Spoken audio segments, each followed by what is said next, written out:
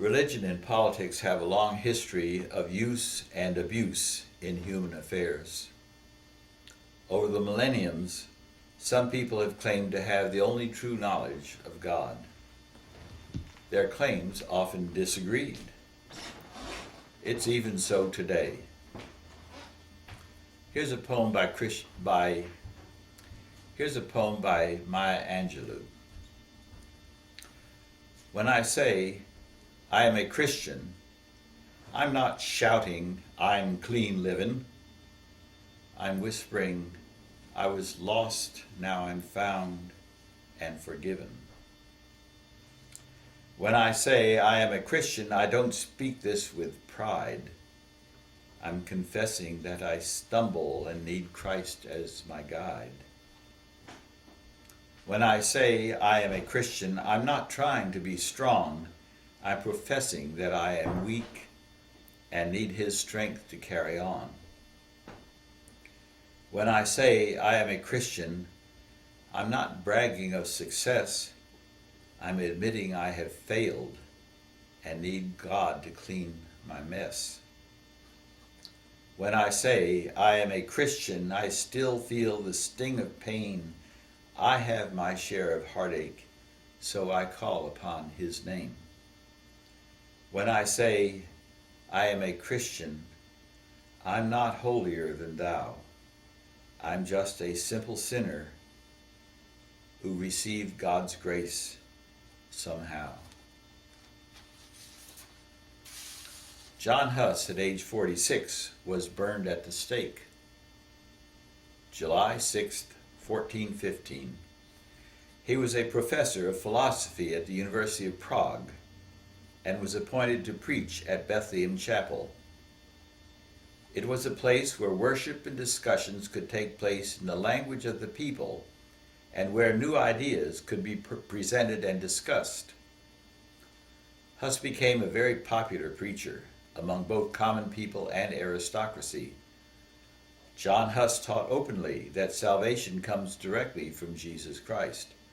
He preached that Christ is the final authority and that everyone has direct and individual access to Him, and he challenged the corruption and abuses of medieval Christendom.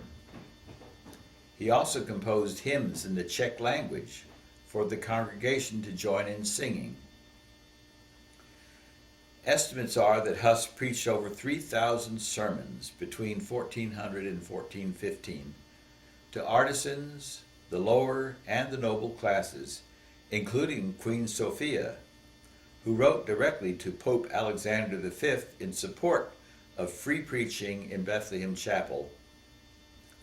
Paintings in the chapel portrayed the Pope astride a large horse, resplendent in all papal pomp.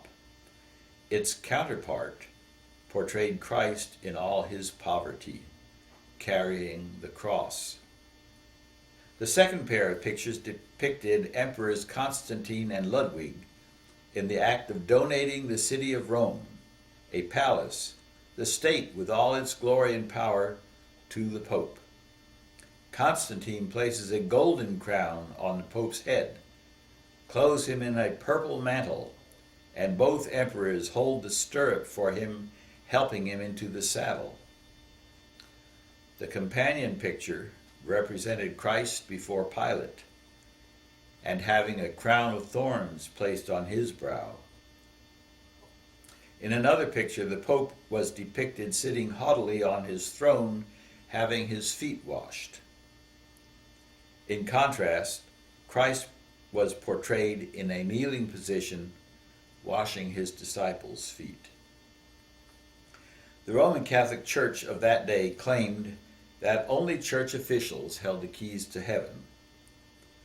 One was able to buy more favorable treatment by paying these officials for an indulgence to hasten one's passage through purgatory and into heaven.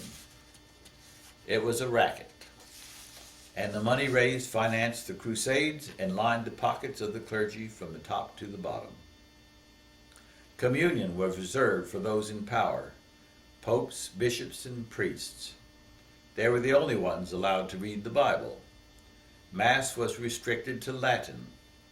the church intended to keep lay people under its control. At that time, there were 3 popes vying to be Christ's only representatives on earth. The Council of Constance was called to settle the dispute. However, it dealt with the matter of heresy more speedily than it succeeded in reducing 3 popes to 1.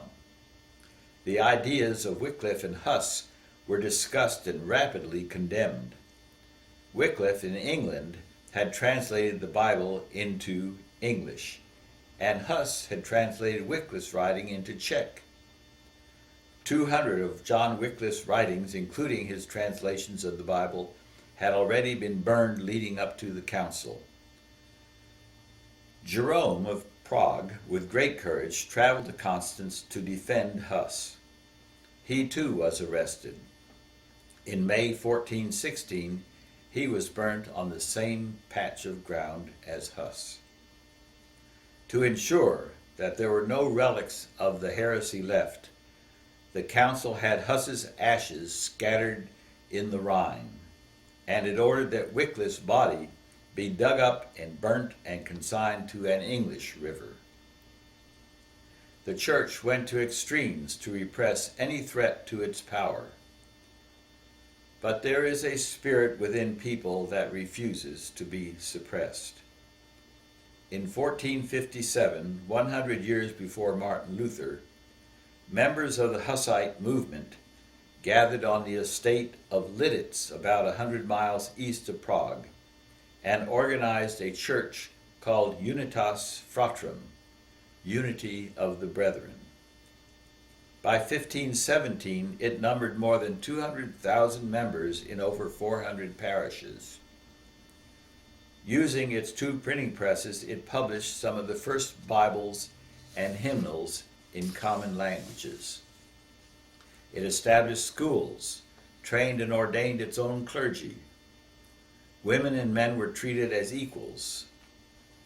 For many years, the unity grew and flourished, but these Moravians, as they became known, continued to be harassed and persecuted by the Czech rulers. They finally were driven out of their home country to neighboring Poland, led by their bishop, Jan Komensky. Those who could not leave had no other choice but to go underground, that is, publicly giving the appearance of conforming to the rules of the powerful church and state officials, but continuing to worship and teach their children in the privacy of their homes. In the early 1700s, Unity believers made their way into Germany and onto the estate of a Lutheran nobleman, Count Nicholas Louis von Zinzendorf. There, along with other religious refugees, they found safety under his protection. Zinzendorf had a tremendous impact on the Moravian Church. His pietistic faith emphasized a personal relationship with Jesus Christ and greatly influenced the Moravians. In 1722, they built the town of Herrnhut, the Lord's Watch, on his estate in Saxony, Germany. This new community became the haven for many more Moravian refugees. Residents of Herrnhut were required to sign a pledge to abide by biblical principles. August 13, 1727, marked the culmination of a great spiritual renewal for the Moravian Church in Herrnhut. The Holy Spirit gave to Zinzendorf and this group of Christians a vision to take the gospel to the far reaches of the earth. In 1732, the first missionaries were sent to the West Indies. This is the background from which my great-grandfather, Christian August Martin, left his home in Germany in 1859 at age 21 and sailed for the Mosquito Coast of Nicaragua.